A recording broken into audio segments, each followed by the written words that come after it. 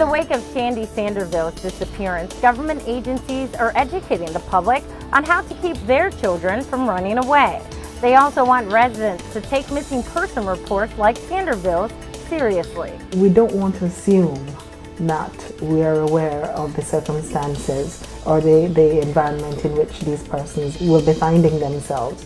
So it is necessary for us to look at the previous history of individuals, look to see whether or not there's any imminent danger. We want to make sure that we take every report of a missing person very, very seriously, because we're not quite sure what situation persons might find themselves in. I think we all are aware that there is a young lady presently missing, and we would like to appeal to that young lady to come forward. Whatever her challenges are, we want her to understand that she's done nothing wrong. It is to find out what are the problems, and we appeal to the young person to, come forth, talk to someone.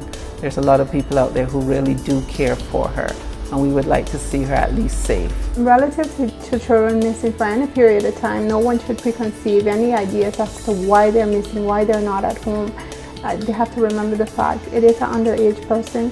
This person really needs to be back in the care of their family, and that is the focus of the police. The first 24 hours are really crucial when a child is missing. Generally within the Cayman Islands, within that period, the child has returned home and is known to be safe. On the other hand, when that time has expired, it may relate more to kids that have run away, maybe with friends, a boyfriend, we're not sure. At the end of the day, we have been blessed in locating these kids and having them return to the family. Right now our focus is that the public becomes more aware of these situations and help us so that that time span is reduced. In terms of children running away, particularly those parents, those persons that are harboring them. If a child leaves home and comes to your house as an adult and you don't ask that child, does your mother or father know that you're here or your guardian? If that child shows up in the middle of the night, if that child is supposed to be in school and they have showed up at your house, you need to definitely make contact. If you don't know the parents, or if you don't even know the school that the child attends, but they have now showed up at your home, or you see them in the neighborhood in their school uniform, etc., you should definitely contact the police or contact the Department of Children and Family Services and say, hey, I see this young person, never seen him in the area before, or this is the young person that is on TV or in the newspaper. Pick up the phone and call. We've not gotten too many reports from parents concerning internet predators.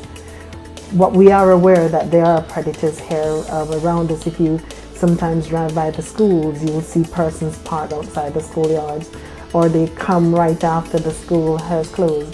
They're waiting for these young persons to offer them rides and so on. I'm happy that the community is small enough that we can identify who these predators are, but we still want parents to be mindful of conversations that the children are having on the internet, getting into inappropriate conversations with individuals, and to desist and monitor their children from engaging in these kind of internet sessions. It is important that we continue to have open communication all the time with young people. Listen, and not just listen to what they're saying, to listen to body movements, listen to change of clothes, listen to some of the music that they're playing.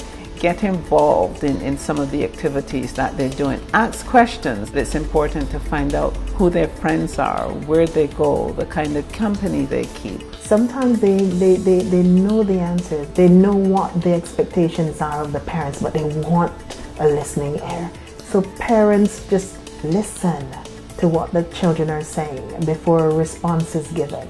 Hear the heart of the child. Parents need to be very observant in terms of change of behavior, change of their child's normal persona, change of friends.